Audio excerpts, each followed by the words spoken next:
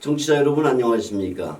그리고 이 유튜브 방송을 보고 계시는 대한민국 애국시민 여러분 안녕하십니까? 오늘도 저희 자유칸 방송 스튜디오에 일본 레이타쿠대 교수이시며 일본인 납치 문제 해결을 위한 전국 협의회 상임대표인 니시오카 츠토무 교수님을 모셨습니다. 안녕하십니까? 안녕하십니까?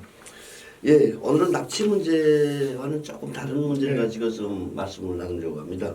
지난 20일 날에 그러니까 지난해죠. 예, 지난해 12월 20일 날에 북한 주민 3명이 쪽배를 타고 이제 공해상을 펴려다가 한국으로 들어왔고요.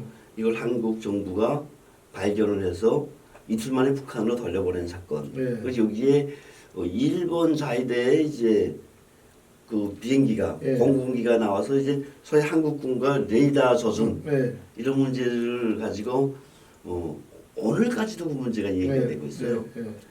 그 먼저 그 20일 상황을 제가 간단히 말씀을 드리면요. 동해상에서 표류 중이던 북한 주민 3명 이들을 이제 그 구출하는 사건입니다. 한국 군함이 동원돼서 구출하는데 거기에 시신 항구가 있었고요. 이 사람들을 발견된 지 2박 3일 만에 정확히 2박 3일 만에 그러니까 12월 21일 아침 11시, 오전 11시 그러니까 말은 2박 3일인데 사실 48시간도 안 되는 시간에 이제 돌려보내는 겁니다. 그래서 한국 정부는 이런 발표를 합니다. 북한 쪽 십자사에서 보내달라고 했고 본인들이 가겠다고 했다. 저는 그때 다음 날에 아마 23일 날에 제가 유튜브 방송을 통해서 탈북자로서의 억울함을 호소했던 적이 있습니다. 아니 어떻게 탈북자가 오면 그 뉴스대로 하면 공해상을 일주일간 표류하면서 정말 의식이 들랑달랑하고 힘들다고 얘기를 했는데 이런 사람들을 그렇게 하루 동안 조사하고 돌려보낸다? 야, 이건 문재인 정권이 탈북자들을 정말 강제 송환하는 이런 그 역사의 페이지를 지금 쓰고 있지 않냐? 이런 억함을 호소했던 적이 있는데 그때 많은 이제 그 유튜브 애청자분들이 정말 문제가 있다. 심하게 이 문제를 다뤄야 된다라고 했었습니다. 근데 저희는 유튜브 방송 저희 구독자 수가 지금 16,000명 정도니까 영향력은 사실 없다고 보지만 그래도 이런 문제들은 꾸준히 제기해야 된다. 이 문제의 핵심, 본질 어떻게 보십니까? 일본에서는 그러니까 그 레이더 노건을 받았다, 안 받았다 이런 것이 레이더 공격을. 그러니까 그 미사일 발사를 위한 레이더를 먼저 보내요. 그래가지고 나서 미사일 발사하는데 그래서 일본의 조개기에서 레이더가 오면은 그 왔다는 소리가 나요. 위험하다. 그래서 비시했습니다. 근데 다시 와서 왜 레이더를 보냈는지 6번 무선으로 영어로 그 연락을 했어요. 그때 답이 없었습니다. 그래서 위험하다. 그런 것이 제발 하면 안 되니까 어떻게 레이더를 보냈는지 조사해달라. 이라고 일본 쪽에서 한국 국방부에 연락을 했더니 레이더를 보낸 적이 없다. 오히려 일본 조개기가 위험한 비행을 했다. 저고도 비행을 했다. 그래서 일본 쪽이 사죄를 해야 된다. 뭐 그렇게 돼 있는데 일본 군내에서는 일단 그 조개기에는 레이더를 받았다는 증거가 있습니다. 아무래도 들어오니까 기계적으로. 그리고 조개기이기 때문에 그건 정보 수집을 위한 비행기이기 때문에 다 기록되어 있어요.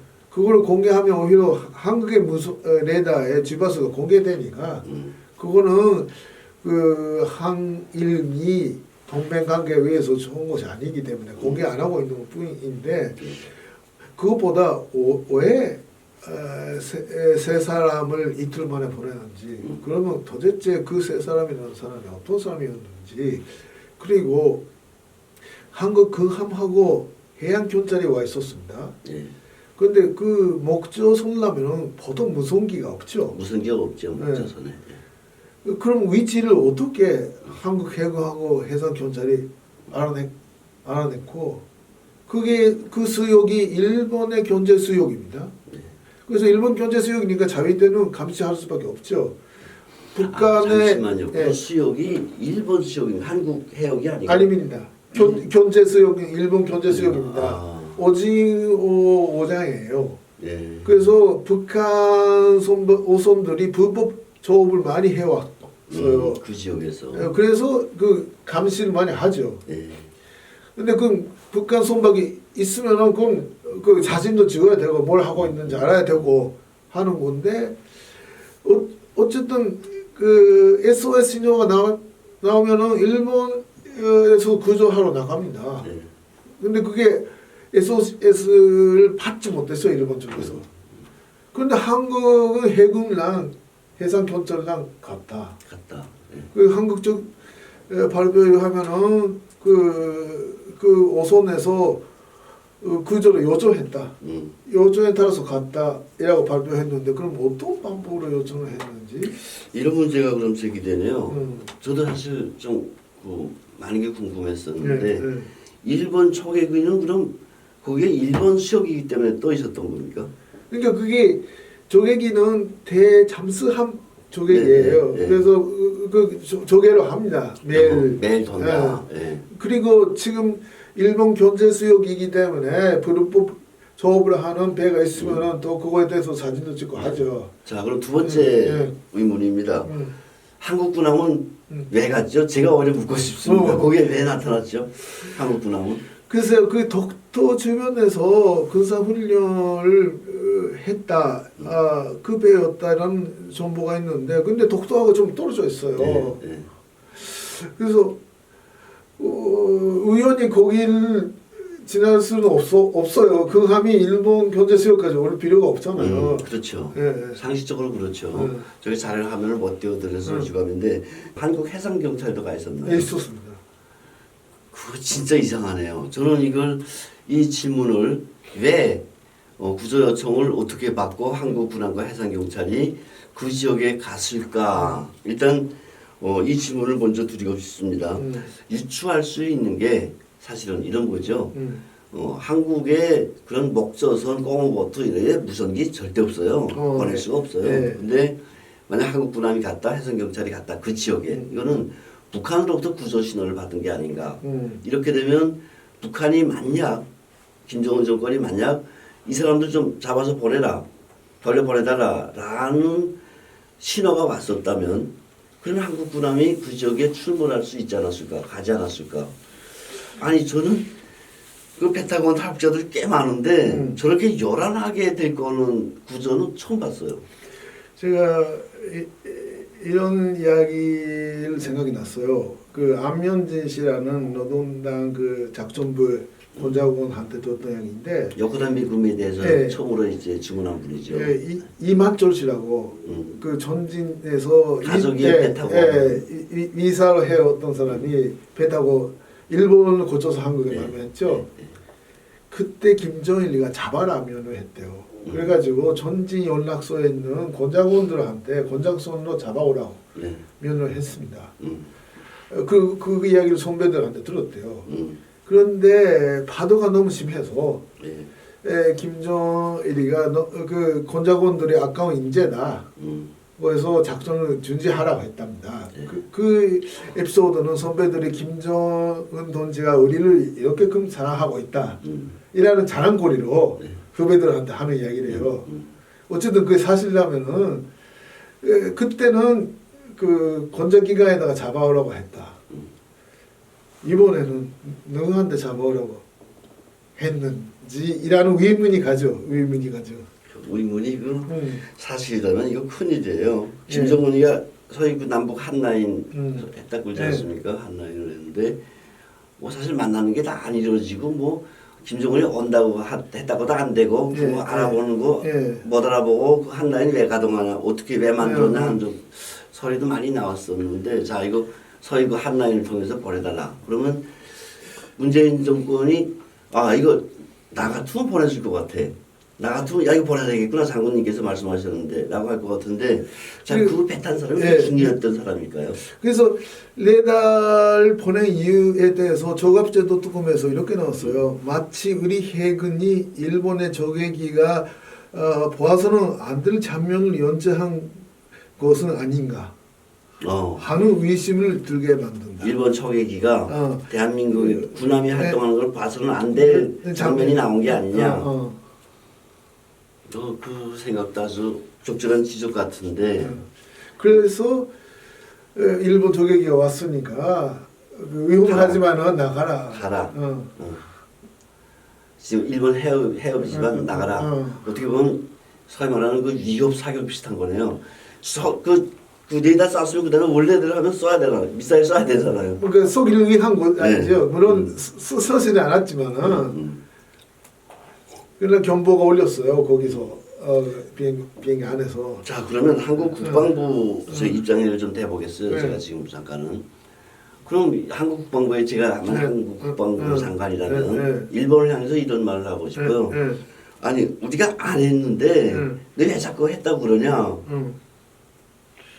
그러니까 문제 조점은 그 세 사람을 왜 빨리 보냈느냐, 그 세 사람이라는 사람이 어떤 사람이었는가 하지만은 그 문제에 대한 관심을 회비하기 위해서도 지금 한일 간의 문제가 돼 있잖아요. 그렇죠. 그러면 한국 내에서도 감정 문제가 돼서 그래서 뭐 북한 문제에 대한 그 관심이 없어지고 다른 일본에 대한 반감, 아베 총리가 반일 감정 이용하고 있다든지 그런 쪽으로 하고 있으니까 뭐 냉정하게 생각해야 돼요. 그러니까 옛날에 그 노무현 정부 말기에도 급히 보냈던 케이스가 있었다지 않습니까? 22명의 탈북자 가족을 급히 보냈죠. 네. 뭐 18시간 만에 보냈는데 네. 그때 탈북자들이 문제 제기를 아주 심각하게 했어요. 네. 이 사람들은 그냥 그 고기 잡으러 나왔던 사람들이 전혀 아니다. 네, 그 이유는 가족이 있었죠. 애들도 있었어요. 네. 이건 그냥 100% 탈북입니다. 네. 이걸 이제 노무현 정권에서 18시간 서해 조사하고 본인들이 가려고 했다고 돌려보낸 사건인데 이 경우도 정말 당시 김정일 정권에 잘 보이기 위한 노무현 정권의 액션이에요. 사실은 아니 어떻게 탈북자가 오면요 정말 저도 탈북자지만 그 조사를 비롯해서 사람들 일단 심리적 안정을 줘야 되고요. 배 타고 떠나다가 7일 동안 헤맸던 사람이면 치료를 해줘야 돼요. 그러니까 그게 이번에 한국에 보도에 하면은 한 사람은 죽었다. 세 사람은 아사 직전이었다. 죽을 만큼. 달수 상태였다. 네. 그럼 입원시켜서 일단 회복을 한 다음에 신문을 그렇죠. 하는 것이 네. 정상이죠. 본인이 북한에 가고 싶느냐라는 질문은 회복한 다음에 해야 되죠. 그 지금 말씀하신 것처럼 탈북자 3명과 시신 한 구를 북한 본인들이 가겠다고 해서 나는 돌려보냈다. 이게 사실 본질의 핵심입니다. 근데 이걸 감추기 위해서 이 핵심을 숨기기 위해서 한국 정부하고 한국 정부가 일본 정부를 걸고 들면서 이런 저희 레이더 문제를 계속 확산시키고 있는 게 아닌가. 그리고 이것을 한국 국민들이 제일 약한 게 사실 반일 정서예요. 과거에 그 황정혁 선생님께서 김정일 정권이 김일성 정권이 갓근 전술을 쓴다 말씀하셨어요. 가스 쓸 때 끈을 매다는데 한쪽은 미국이고 한쪽은 일본인데 하나만 끊어버리면 한미일 관계가 전혀 무용지물이 된다. 근데 저희들이 안타까운 게 일본 정부하고 뭐 과거사 문제라든가 위안부 문제 가지고 사실 어떻게 보면 국민적인 정서도 하지만 지역적인 문제예요. 이걸 가지고 전체적인 한일 관계로 끌어가면 국민 정서가 많이 와전될 수가 있거든요. 그러니까 70년 전의 인권보다 지금 현재 북한 인민들의 인권 문제를 먼저 생각해야죠. 납치 문제도 그렇고. 그런데 그런 문제에 대해서는 관심을 안 보이면서 70년 전에 그 여자들이 인권 다음을 받았다. 그럼 받았으면은 그에 대해서 회복도 해야 되고 보상도 해야 되지만은 지금 현재 진행형으로 탈북자들이 중국에서 선노에 그 돼 있지 않습니까? 뭐 한국 돈으로 10만 원 가지고 그게 판매되고 여자들이 근데 그거에 대해서 관심을 안 가지는 사람들이 계속 일본 문제만 가지고 한다는 것 자체가 의도가 뭔가 그 사람들 활동 과정에서는 국가보안법으로 처벌을 받았던 사람들도 포함되어 있으니까 네, 이 문제가 아주 심각한 문제라고 네. 보는데 실제로 본질적인 탈북자 문제는 빠져버렸고 대한민국 모든 언론에 본질적인 탈북자 문제는 빠져버렸어요. 3명을 왜 그렇게 급하게 돌려보냈냐. 그리고 3명이 소위 일본 해상에 나타난 걸 어떻게 한국 군이 알아가지고 정부가 알아가지고 군함이 거기에 급파되냐. 이런 문제들을 사실 희석시키기 위해서 지금 소위 그 레이더 문제가 전면에 부상하는 거 아닌가 이런 안타까움이 있습니다. 그러니까 이 방송 듣고 계신 북한 주민들 여러분께서 그 3명, 4명에 대해서 귀국하고 나서 어떤 대우를 받고 있는지 아니면 어떤 사람이 도망가려고 했는지 진짜 어부인지 아닌지 그에 대해서 알고 있으면은 좀 정보를 보내주세요. 네. 네. 이 말씀 저도 드리면서 정말 그 3분이 어떻게 됐는지 어디서 무슨 일을 하던 사람인지 이런 것들에 대해서 우리 자유북한 방송국에 제보를 해주시기 바랍니다. 어제 방송국 전화번호를 우리 북한 주민들이 알고 있어요. 네. 알고 있어가지고 저는 우리 방송국 전화보다 개인 전화를 상기하고 했었는데 010-4344-3388 이쪽으로 전화 주시면 북한 주민들이 한국을 전화하는 방법도 잘 알고 있거든요. 이런 것들을 우선 알고. 그 가족입니다만은 그 위에서 보면은 그 사람들 어부가 아니라는 걸 알 수 있는 복장을 하고 있거나 하면은 일본 조개기가 가까이 가면은 안 되잖아요. 네. 그러니까 어부라면은 그냥 별이죠. 어부라면. 근데 어부가 아닌 사람이라는 증거가 나타날 수가 있다면은 위에서 보면은. 네. 그러면은 그 안 보이게 했을 수도 다른 있다. 상황도 있네요. 서기가 실제로 그 사람들의 복장이라든가 상황을 제대로 만약 자료 작업하게 되면 안 될 것 같아서 쫓아버리기 위해서 그랬을 수도 있다. 이게 물론 가장입니다. 네, 정보가 없으니까 그렇죠. 단정할 수는 없습니다. 그렇지만 심증적으로는 아주 위험한 상황이 지금 벌어지고 있다. 그리고 탈북자 3명을 돌려보낸 문제는 다시 말씀드리지만 뒤로 빠져버리고 그 악화된 한일 관계만 계속 부각되고 있다. 이런 안타까운 말씀드립니다. 네. 예, 다시 한번 말씀드립니다. 북녘에 계시는 동포 여러분, 이러한 저희들의 이야기에 보충적인 설명이 있다면, 정보가 있다면 알려주시기 바라겠고요. 우리 또 대한민국의 애국 유튜브 애국 시민 여러분, 이 문제의 핵심이 뭐고 잘잘못이 뭔지 댓글을 통해서 저희들에게 좀 가르쳐 주셨으면 하는 바람입니다. 여러분 감사합니다. 안녕히 계십시오.